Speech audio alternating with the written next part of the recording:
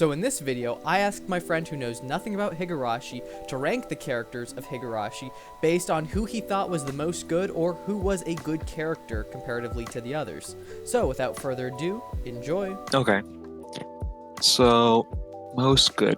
So she looks like she'd be a pretty good character. This guy looks like he'd be like a C-level protagonist. Probably annoying, probably doesn't do much, probably just annoys like the main character.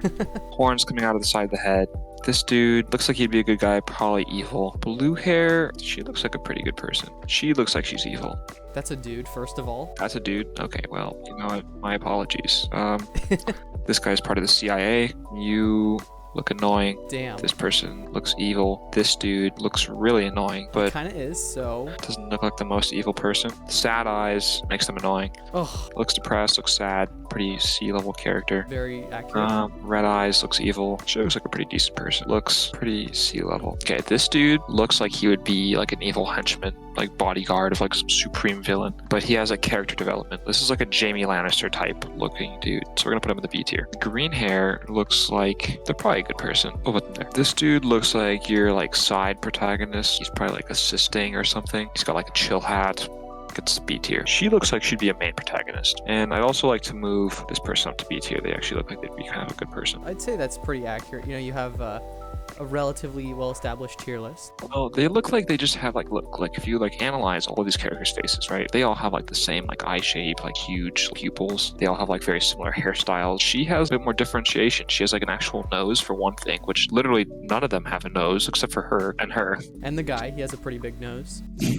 Yeah, but like she just looks like she'd be a good person, you know? Like she's differentiated, she stands out, makes her a protagonist. Funny that you say that. So you put the person at the top because they just look like the best character, probably the nicest one. They look like they'd be pretty nice. They have the most differentiation in terms of character modeling. They have like a different hairstyle, different eye pupil shapes compared to most of them have like very large pupils. Hers are like not as like similar. She just looks like more like a kind person, I guess. She doesn't have an evil stare. No evil stare. Looks like a pretty genuinely kind person. Like that looks like a kind face if I was to imagine a kind face. Okay. Also, this person I moved up, she also looks like she'd be like kind of like a co-protagonist. And in fact, I think I'm gonna move up the blue-haired girl here because she also looks like a pretty like co-protagonist type of character look. And with regards to them, I've commentated on all of their personality types. I think these guys are all pretty much set. So circling back, the person in the C tier with the blue hair, why did you say she looks sad?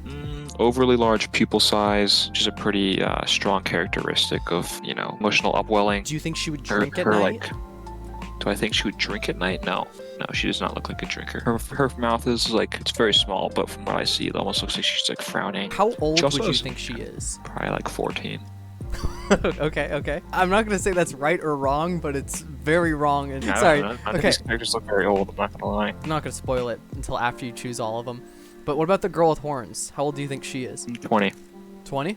Yeah. Okay. Those are really Her the only face age looks questions. tortured. That guy with the yellow tie, the second one in C tier, you were saying something like he would easily get dragged into things, or? No. I said he looked like he was probably going to be like a good guy to start, and then it actually ends up having like hidden motives, and he's actually an evil character. Well, I can get that. Although he looks more like what you're saying, actually. He looks like someone that would like lose sight of their original true purpose. So, and then the green-haired girl in B tier and the green-haired girl in C tier. Why did you put that one with the yellow shirt higher than the one with the white shirt? Good question. They look very similar. I think the way they're probably the same person, honestly. The hairstyle is exactly the same, besides the ponytail and the eye color as well. I think just because she's smiling more, like she has a larger smile than hers, I think her posturing just makes her look more like it gives off like a more positive kind of vibe. friendly vibe. Yeah, it gives off more of a friendly vibe. Okay. Yeah. And the girl with the orange hair, why did you put her at C tier?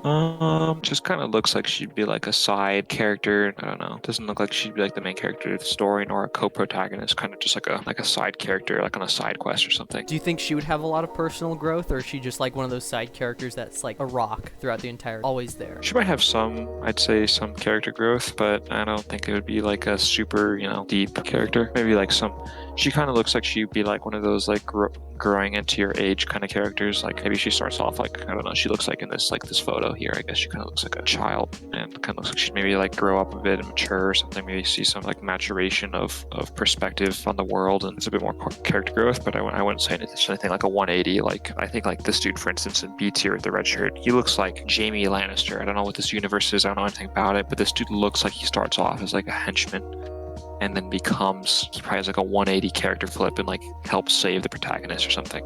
I could be completely wrong, but he looks like a Jaime Lannister story, whereas she looks more like just like a side character with not super like 180 turnaround character flip development. Okay. I mean, I think you did a good job of like correctly predicting that she does have like a coming into age thing. That was pretty interesting that you mentioned that. And I think it's funny what you talk about the B character. It's just kind of one of those things where it's like, I know you don't know who he is or his role in the story, so just hearing that's really funny. Would you make any other adjustments to your tier list? You haven't asked me about the CIA dude. Oh, okay. Then what do you think about him? Do you think he's in like a government agency, or you say he's CIA? What's kind of giving you that vibe? It just looks like he'd be like a secret operative intelligence agency type of character. He kind of looks like he'd be working from the shadows, like the greater good or something, or like trying to protect like one of these like good characters, but not like directly in the open. Maybe just behind the curtain type of character. Could be wrong. Kind of like you'd be well trained with weapons, I guess you could say. Yeah. Okay.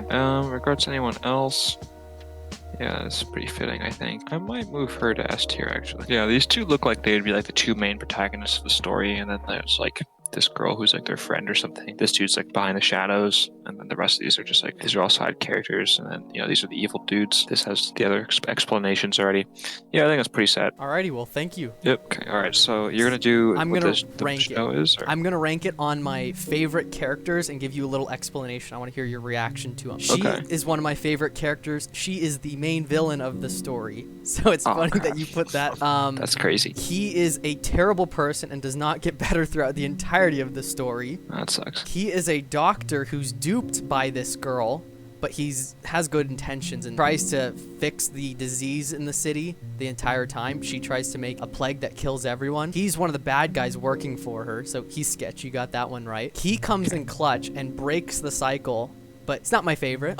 She's annoying as hell, but she is one of my favorite characters, so I'll put her at like B. She's the mafia boss, and she only really comes in near the end, so I can't say I really like her. I don't necessarily dislike her though, so I'll put her there. He is the detective, and he's kind of at feuds with her, but he's annoying, but he does progress the story more than like anybody else. He's a mafia guy working for this girl, that one right there, and he he helps near the end and is just a good person. He's like one of the nicest people. Okay. She's a teacher. She doesn't do much at all. Dang. I hate this girl. I really hate this girl. And that's a controversial opinion. She is just so freaking annoying. She like goes, oh, and it pisses me off every time she does. He's in a coma throughout the entirety of the game, but he's a good character when he's there. She's my favorite character. She has the most growth of all the characters in this. She comes from a broken home, and she's a schizo in one of the episodes, and it's really funny. All her episodes that she's in are like really touchy-feely, and they make you feel good when she comes around and like grows, essentially. He's the main character of the game, and he like actually progresses stuff, but he's not my favorite. I like this girl because she relates into the next game. She drinks at night, so that's why I had to ask you that. She's an alcoholic, and she gets killed over and over and over in time loops. She's the only one that remembers, because this girl with purple hair, she's like 1,000 years old. She's 100 years old that keeps living in loops. I asked how old she was because she's technically 100, but in the game she's like 9, I want to say. She's a bitch on par with this guy. They work together. This is actually this girl's stepmom. This guy dates this girl right here, and she kills him in the most brutal way. She gives him a drug that makes him scratch his neck out, so he like kills himself that way. Between these two girls, they're twins, right? Okay. She's nice.